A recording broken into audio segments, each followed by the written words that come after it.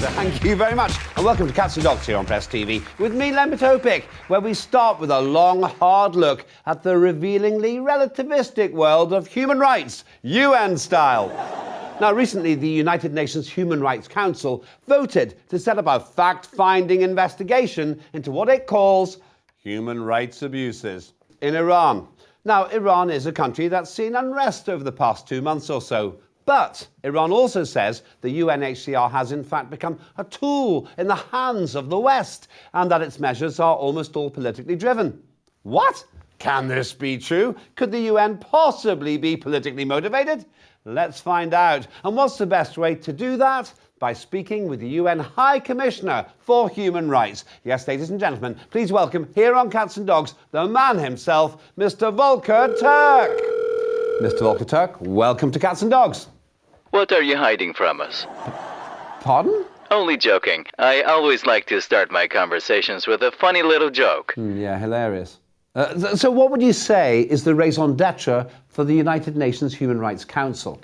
The raisin what? D'etre, the raison d'etre. I don't like raisins.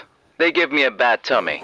I'm not talking about raisins, I'm talking about raison d'etres. Is that some kind of special, poisonous, evil Iranian raisin? If these exist, I can assure you we will find these raisins of mass destruction. No, okay, look, let me ask this a different way. What is the reason for the existence of the UNHRC? As I've often explained, the Council has the important and noble mission of protecting human rights across the world. Across the world? When you say across the world, what do you include in that?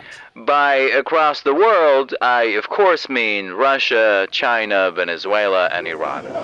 Is that it? And sometimes a little bit of Korea with Trump's friend. Doesn't that expose you to the accusation of, well, double standards? That's not true. We discriminate against all those countries equally. Well, okay, what about Western countries and their allies? As I say, sometimes we discriminate against North Korea, except when Trump is in charge. Oh, and some oil-rich countries. Which oil-rich countries? Venezuela? You've already mentioned Venezuela. Okay. How about Hawaii? Hawaii? Does Hawaii even have oil? We won't know until we invade it. I mean, until we send a peacekeeping force there. Do they need a peacekeeping force in Hawaii? I mean, are they in trouble? Not yet, but they will be if we find oil. Mr. Turk, thank you very much. Aloha. Just another little joke. Mr. Turk there. So how consistent is the UN commitment and the American commitment to human rights? Well, apparently it's rock solid unless Washington has a higher priority, like oil. Maybe that's why the Treasury Department is now allowing Chevron to resume limited energy production in Venezuela after years of sanctions that dramatically increased oil prices in the US and other Western countries. Also, perhaps to try and keep Biden in office in the next years, or at least for a few months, his administration has given the Saudi Crown Prince immunity over journalist Jamal Khashoggi's murder. When asked why the suspected sponsor of a killing was given immunity, the US government gave this rather revealing reply. Various officials across the world is that this is not the first time that the United States has done this. It is a long-standing and consistent line of effort.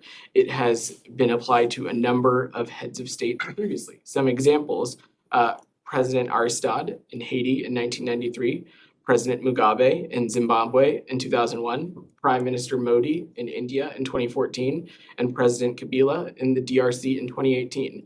This is a consistent practice that we have afforded to heads of states, heads of governments, and foreign ministers. Oh, well, that's all right then.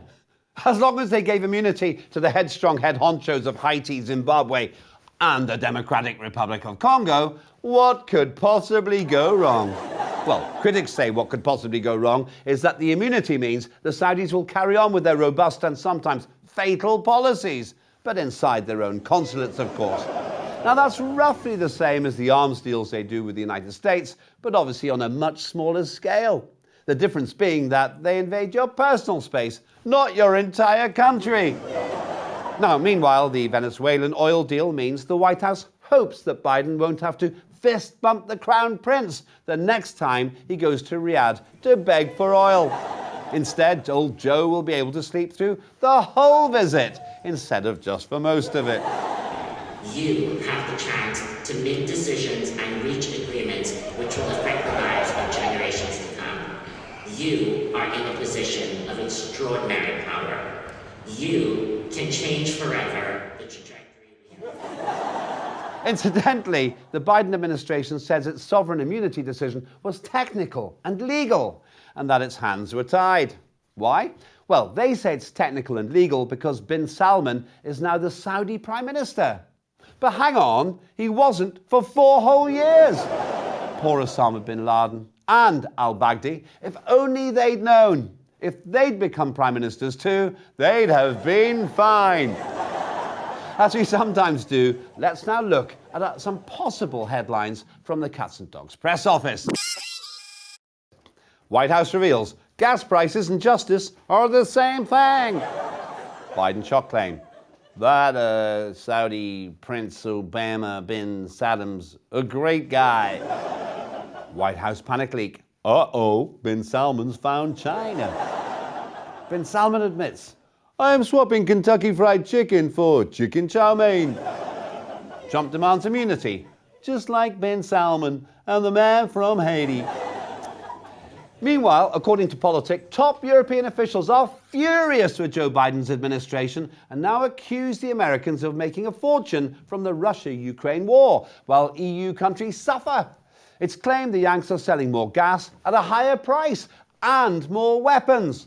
EU's chief diplomat, Josep Borrell, called on Washington to respond to European concerns, stating, Americans, our friends, take decisions which have an impact. Well, that's what he said, which as comments go is technically accurate, but come on, what a boring way to say it. I'm just putting it out there. Anyway, European officials are reportedly staying up late, constantly refreshing websites to check fuel prices. But what does the public think?